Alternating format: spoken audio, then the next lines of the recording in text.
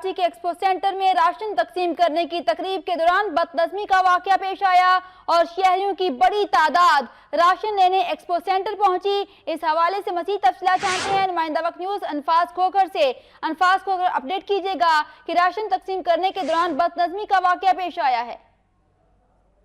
आज कराची के expo centre में JDC Jafaria disaster cell welfare foundation की जानिब से शहरियों को राशन की तकसीम की जानी थी, जिन्होंने गुज़िश्ता रोज अखबारात में इस हवाले से इश्तहारात भी शाये किए थे।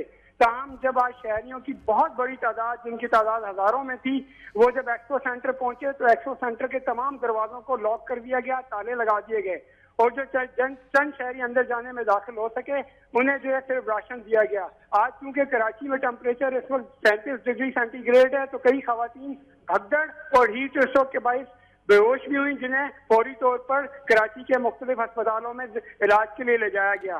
ताहम बाद वहाँ पर ये ऐलान कर दिया गया कि जिनके पास टोकन है वो भी कल तशरीफ लाएं, राशन के लिए तकसीम किया जाने वाला सामान खत्म हो चुका है। जी, शहरियों की बड़ी तादाद जो थी वो राशन लेने वहां पर पहुंची, जिसकी वजह से बदनज़मी का वाक़या पेश आया और इत्तलात ये भी हैं कि मुताद्दिद खवातीन इसमें बेहोश हो गईं। अपडेट कर रहे थे हमें अनफास